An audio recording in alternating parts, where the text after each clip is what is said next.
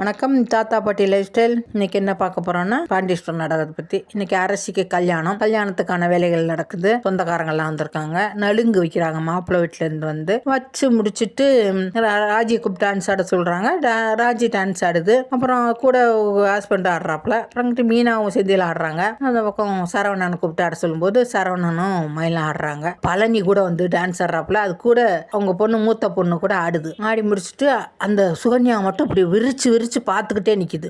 நம்மளை கூப்பிட்டு ஆடாம அக்கா மகளோட ஆடுறாப்புலன்னு கோவமா பார்த்துக்கிட்டு இருக்கு. அது அப்படி போய்கிட்டு இருக்கு. அதுக்குள்ளே இந்த குமார் ஃபோன் பண்ணிட்டான். ஃபோன் பண்ணி ஃபோனுன்னு சொல்லி அந்த பொண்ணுக்கு ஃபோன் வருதுன்னு சொன்னவனையே அரசிக்கு தான் பயம் வருது. இவன் தான் ஃபோன் பண்ணியிருப்பான் குமார் அப்படின்னு. ஆனா உண்மையிலுமே அவன் தானே ஃபோன் பண்றான். ஃபோன் பண்ணி நீங்க உடனே அவளை நான் பார்க்கணுங்கிறான். ஆனா சுகன்யா சொல்லுது, அப்படிலாம் செய்யாதடா, விட்டுருடான்னு. அது என்னமோ திருந்துன மாதிரி சொல்லுது. எதுக்கு அப்படி சொன்னுச்சுன்னு தெரியல. சொல்லி பார்க்குது. ஆனா அவன் கேட்கல. நீ அவளை வர சொல்லு, அந்த ஸ்கூலுக்கிட்ட வர சொல்லுன்னா எப்படி ஒரு கல்யாண பொண்ணு வீட்டை விட்டு வரும்?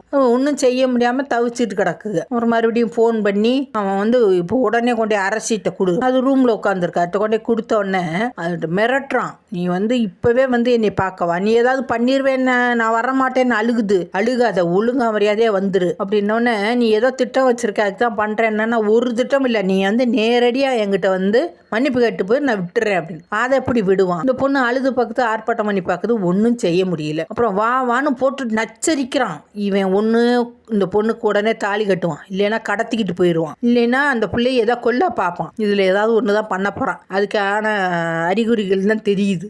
ஆனால் எப்படியாவது போய் பார்த்துடணும்னு சொல்லிட்டு இந்த சுகன்யாவை கூட்டிக்கிட்டு நீங்கள் வாங்கத்த போன்னு கிளம்புனா அந்த பக்கம் சரவணன் பார்த்தாப்புல. ஏன் எங்கம்மா வர நீ போய் படுத்துங்கம்மா, ரெஸ்ட் எடுன்னு சொல்லிட்டாப்புல. சரின்னு பேசாமல் நின்றுச்சு. அப்புறம் மறுபடியும் கிளம்புறாங்க. கொல்லப்புறம் போய் அப்படியே போயிடுவோம். ஆனால் கோமதி வந்துட்டாப்புல. என்னம்மா இன்னமா என்ன பண்ணுறீங்க, எங்கே போறீங்க? இல்லை, நாங்கள் மீனா ரூமுக்கு போகிறோம், ட்ரெஸ்ஸுக்கு நெக்லஸ் மேட்சா இருக்கான்னு பார்க்கறதுக்கு போகிறோம். அதெல்லாம் நேற்றே பார்த்தாச்சேம்மா, இப்போ மறுபடியும் போறீங்கன்றது அந்தம்மா. அதுக்கு ஒன்றும் பண்ண முடியல. மறுபடியும் நிற்கிறாங்க. ஆனால் தொடரும்னு போட்டாங்க. அதோட நாளைக்கு என்னன்றதை பார்ப்போம். நாளைக்கு எப்படியும் இந்த குமாரோட சேஷ்டைகள் ரொம்ப ஓவரா போய் அந்த பொண்ணை டார்ச்சர் பண்ணுவாங்க. ஏதாவது பண்ண போறாங்க அந்த பொண்ணை. அதான் நடக்கும் போது கல்யாணம் நிற்க போதான்னு தெரியல. இல்லை அவங்க அண்ணன் தம்பி ஏதாவது பார்த்து கண்டுபிடிச்சு காப்பாற்றி கொண்டு வந்துருவாங்களான்னு தெரியல. ஏதோ ஒன்று நடக்கும் போது அசம்பாவிதம் ஏதோ ஒன்று நடக்கிற மாதிரி தெரியுது. பார்க்கலாம் என்னன்னு நாளைக்கு. வணக்கம்.